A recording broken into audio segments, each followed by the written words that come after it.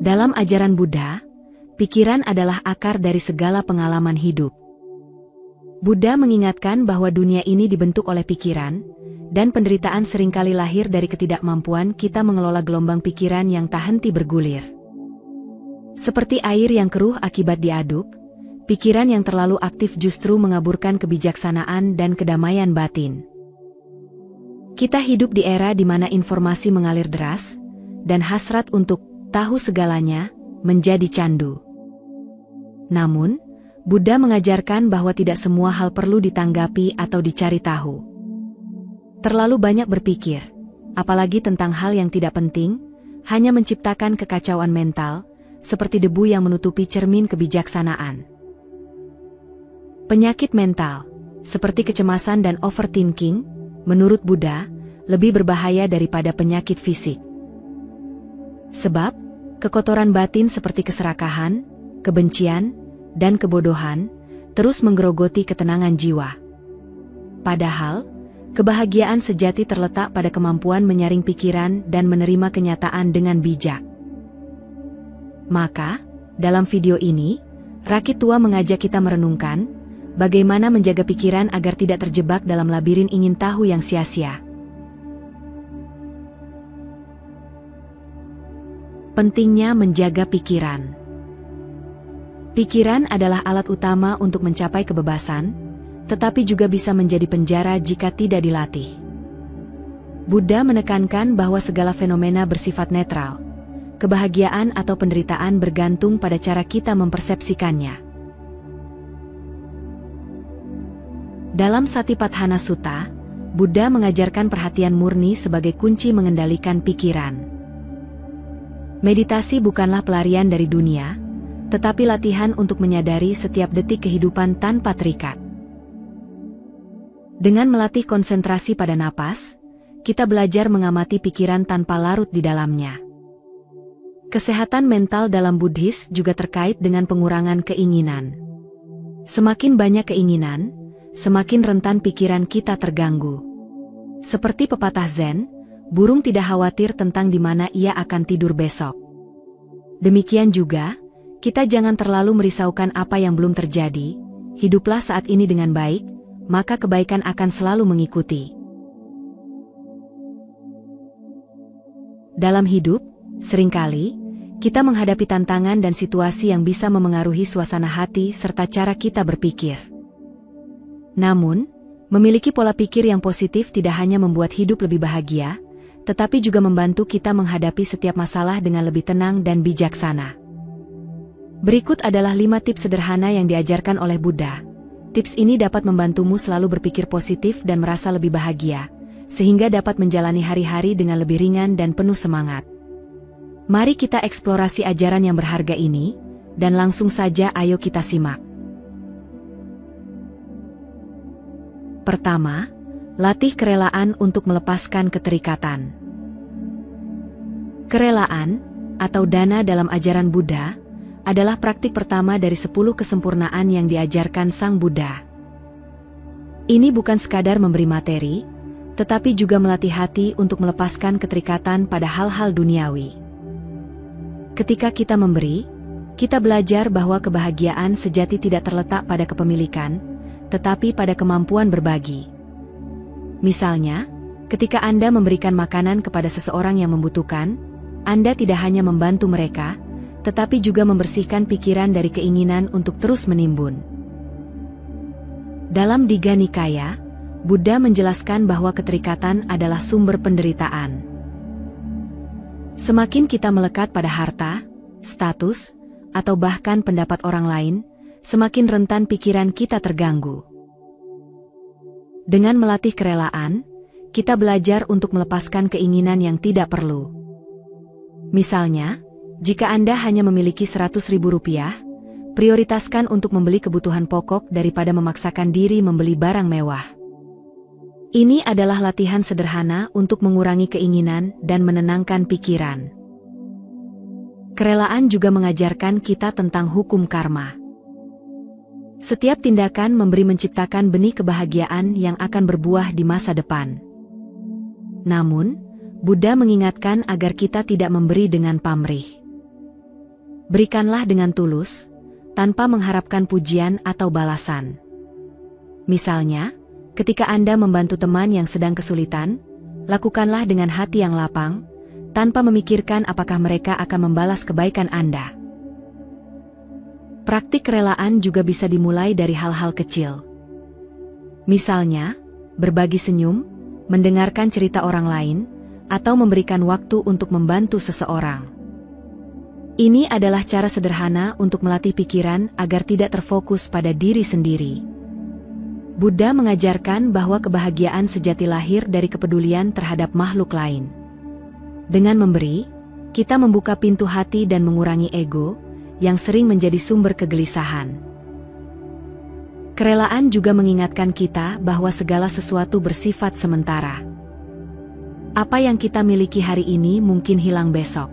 Dengan memahami ketidakkekalan ini, kita belajar untuk tidak terlalu terikat pada materi atau hal-hal duniawi. Seperti air yang mengalir, biarkan segala sesuatu datang dan pergi. Dengan melatih kerelaan, kita menciptakan ruang dalam pikiran untuk kedamaian dan kebahagiaan yang sejati. Dengan melatih kerelaan, kita tidak hanya membantu orang lain, tetapi juga membersihkan pikiran dari kekotoran batin seperti keserakahan dan keegoisan. Ini adalah langkah pertama menuju kebahagiaan yang abadi, sesuai dengan ajaran Buddha.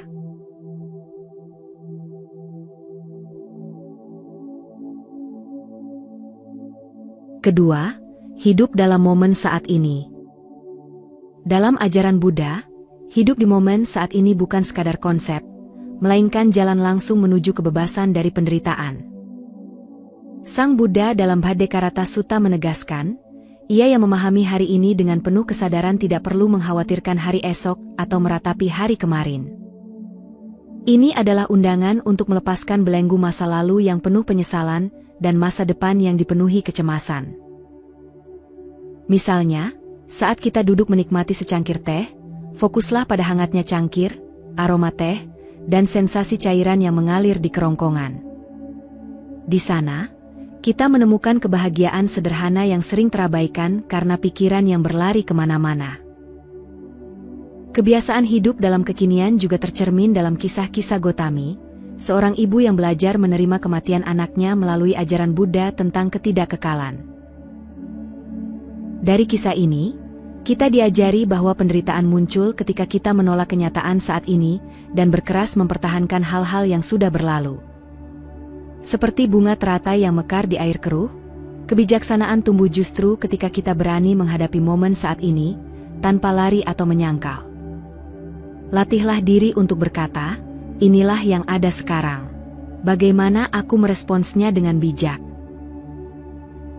Lebih dalam lagi, praktik Satipatthana Sutta mengajarkan kita untuk menyadari tubuh, perasaan, pikiran, dan fenomena mental secara langsung. Misalnya, saat berjalan, perhatikan gerakan kaki menyentuh tanah, angin yang menyentuh kulit, atau ritme napas yang mengalir. Kesadaran ini memutus rantai pikiran otomatis yang sering dipenuhi prasangka atau kekhawatiran. Buddha mengingatkan, masa lalu hanyalah kenangan, masa depan hanyalah imajinasi. Satu-satunya kenyataan adalah napas ini, langkah ini. Hidup dalam momen saat ini juga adalah bentuk perlawanan terhadap ilusi aku yang terpisah dari dunia. Ketika kita sepenuhnya hadir, batas antara diri dan alam sekitar menjadi samar. Kita menyadari bahwa kebahagiaan bukanlah sesuatu yang harus dikejar, melainkan sudah ada di sini, dalam detak jantung, dalam senyum orang yang kita temui, atau dalam gemericik hujan. Seperti kata Thich Nhat Hanh, kehidupan hanya tersedia di sini dan sekarang. Jika kita tidak berdamai dengan momen ini, kita tidak akan pernah berdamai dengan apapun. Dengan demikian, setiap tarikan napas menjadi meditasi, setiap langkah menjadi doa, dan setiap detik menjadi kesempatan untuk bangkit dari mimpi pikiran yang gelisah. Dengan melatih kesadaran penuh, kita tidak hanya menemukan kedamaian, tetapi juga membuka mata terhadap keajaiban hidup yang selalu hadir di depan kita.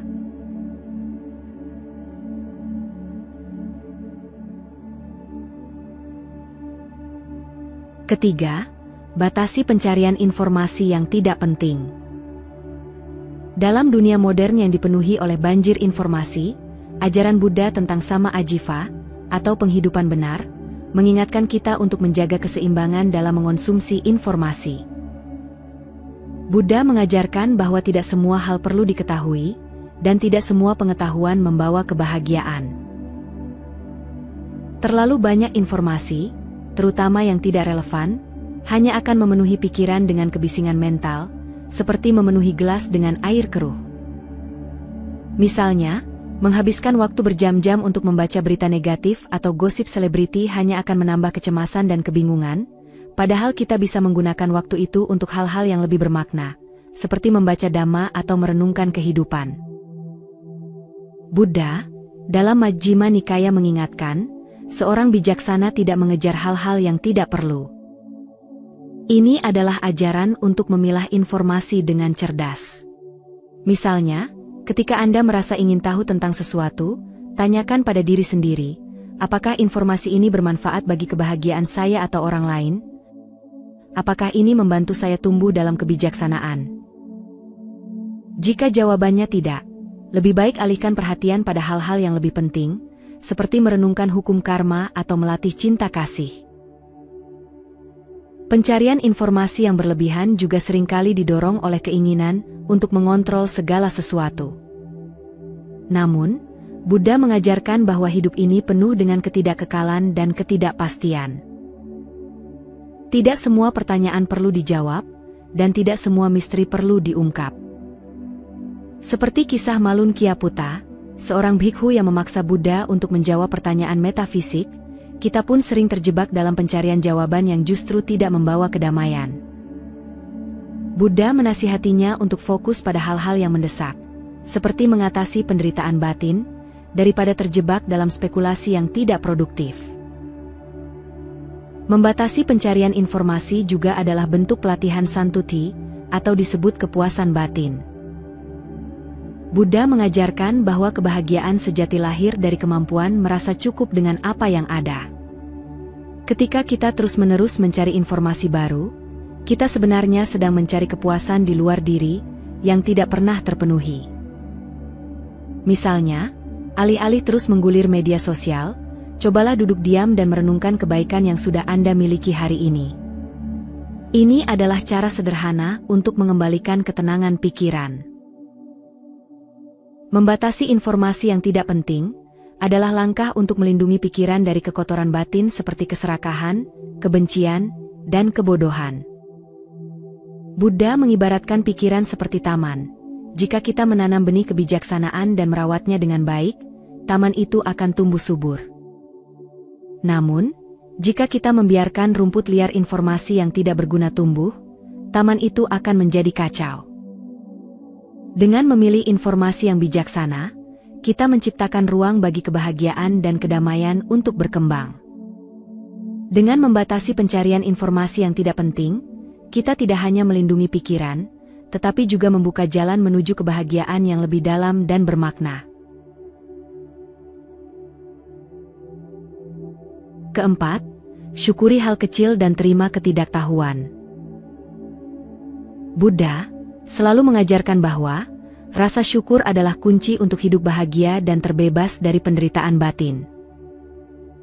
Seringkali, kita terjebak dalam pemikiran negatif karena terlalu fokus pada hal-hal yang tidak kita miliki atau kekhawatiran akan masa depan. Padahal, kebahagiaan sejati tidak datang dari pencapaian besar semata, melainkan dari kemampuan kita untuk menghargai hal-hal kecil dalam hidup. Mulailah setiap pagi dengan menyebutkan 3 hal yang Anda syukuri. Bisa sesederhana udara segar yang Anda hirup, suara burung di pagi hari, atau senyum hangat seorang teman. Dengan melatih rasa syukur, pikiran kita akan lebih cenderung melihat sisi terang kehidupan dan mengurangi kecenderungan overthinking. Buddha mengajarkan bahwa penderitaan seringkali berasal dari ketidakpuasan dan keinginan yang tidak ada habisnya. Ketika kita selalu mengejar sesuatu yang lebih besar, tanpa pernah mensyukuri apa yang sudah kita miliki, kita hanya akan terjebak dalam siklus ketidakpuasan yang tiada akhir. Rasa syukur membantu kita untuk menerima kehidupan sebagaimana adanya, tanpa perlu terus-menerus membandingkan diri dengan orang lain. Saat kita fokus pada kebaikan yang sudah ada, kita akan menyadari bahwa kebahagiaan bukanlah sesuatu yang harus dicari di luar, melainkan sesuatu yang lahir dari dalam diri kita sendiri. Selain melatih rasa syukur, penting juga untuk menerima bahwa tidak semua hal dalam hidup harus kita pahami atau kendalikan. Buddha pernah berkata, tidak semua pertanyaan perlu dijawab. Ini adalah pengingat bahwa dunia ini penuh misteri, dan tidak semua hal bisa kita jelaskan dengan akal.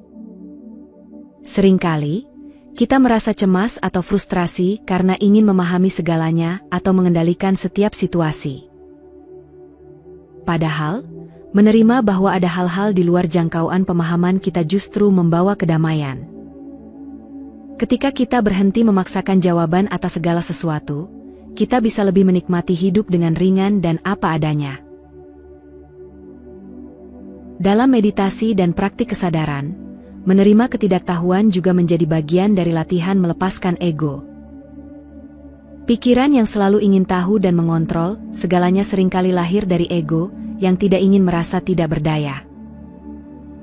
Namun, ketika kita menerima bahwa kita tidak selalu harus tahu segalanya, kita justru membuka ruang bagi kebijaksanaan sejati. Seperti langit yang luas, pikiran kita pun bisa menjadi lebih lapang ketika kita belajar untuk melepaskan kebutuhan akan kepastian. Jadi, mulailah hari Anda dengan rasa syukur dan kesediaan untuk menerima ketidaktahuan sebagai bagian dari kehidupan. Dengan begitu, pikiran akan menjadi lebih tenang, hati lebih bahagia, dan perjalanan hidup terasa lebih ringan. Seperti yang diajarkan Buddha, kebahagiaan bukanlah tentang memiliki semua jawaban, melainkan tentang mampu hidup dengan damai di tengah ketidakpastian. Kelima, meditasi sebagai pembersih pikiran. Meditasi adalah salah satu praktik utama dalam ajaran Buddha untuk membersihkan pikiran dari kekotoran batin. Dalam Anapanasati Sutta, Buddha mengajarkan bahwa dengan mengamati napas, kita dapat mencapai ketenangan dan kebijaksanaan. Meditasi bukanlah pelarian dari masalah, tetapi cara untuk melihat masalah dengan jernih, tanpa terjerat dalam emosi atau pikiran negatif. Misalnya, ketika Anda merasa cemas, duduklah dengan tenang, tutup mata, dan fokus pada tarikan dan hembusan napas. Ini adalah langkah sederhana untuk mengembalikan keseimbangan pikiran. Buddha mengibaratkan pikiran yang tidak terlatih seperti air yang keruh. Ketika kita duduk bermeditasi, kita membiarkan kekeruhan itu mengendap, sehingga air menjadi jernih kembali. Dalam kejernihan itu, kita bisa melihat segala sesuatu sebagaimana adanya, tanpa distorsi. Misalnya, saat Anda marah, meditasi membantu Anda menyadari bahwa kemarahan itu hanya sementara, seperti awan yang berlalu. Dengan menyadari hal ini, Anda tidak lagi terjebak dalam reaksi emosional yang merugikan. Meditasi juga mengajarkan kita untuk tidak terikat pada pikiran. Dalam Dhammapada, Buddha berkata, pikiran adalah pelopor dari segala sesuatu. Artinya, segala tindakan kita bermula dari pikiran. Dengan meditasi, kita belajar mengamati pikiran tanpa menghakimi atau larut di dalamnya. Misalnya, ketika muncul pikiran negatif seperti, saya tidak cukup baik, kita cukup mengamatinya dan membiarkannya pergi, seperti daun yang terbawa arus sungai. Terakhir, meditasi adalah cara untuk merawat diri sendiri. Dalam kesibukan sehari-hari, kita sering lupa untuk berhenti sejenak dan merasakan kehadiran diri. Meditasi mengajak kita untuk kembali ke momen saat ini, di mana kebahagiaan sejati dapat ditemukan. Seperti kata Buddha, masa lalu telah pergi, masa depan belum datang. Hidupmu ada di sini dan sekarang. Dengan meditasi, kita belajar menghargai setiap detik kehidupan, tanpa terbebani oleh masa lalu atau kekhawatiran akan masa depan. Meditasi adalah hadiah terbesar yang bisa kita berikan kepada diri sendiri. Dengan meluangkan waktu sejenak untuk duduk diam, kita membersihkan pikiran dan membuka pintu menuju kebahagiaan yang sejati. Pikiran yang tenang adalah cermin yang jernih. Ketika kita berhenti memaksa diri untuk tahu segalanya, kebijaksanaan justru muncul dengan sendirinya. Seperti air yang mengalir, biarkan kehidupan berjalan tanpa dicemari pertanyaan-pertanyaan yang tak perlu. Buddha mengajarkan bahwa kebahagiaan sejati lahir dari penerimaan. Dengan melatih kerelaan, meditasi, dan rasa syukur, kita membebaskan diri dari belenggu pikiran yang rumit. Ingatlah, bukan banyaknya pengetahuan yang membuatmu bijak, tetapi kemampuanmu memilih apa yang perlu diketahui. Di tengah dunia yang hiruk-pikuk, menjadi tidak tahu justru adalah bentuk keberanian. Semoga video ini menginspirasi Anda untuk merawat pikiran dengan lembut, seperti merawat bunga yang rapuh. Sebab, di balik kesederhanaan, terdapat kedamaian yang tak tergoyahkan. Jika video ini bermanfaat, jangan lupa dukung kami dengan cara berikan like dan subscribe, bagikan kepada orang atau teman yang kamu sayangi, dan jangan lupa tinggalkan komentar yang positif. Cukup sampai di sini dulu video kali ini. Mari bersama Rakitua, membina diri di jalan Buddha, dan semoga semua makhluk hidup berbahagia.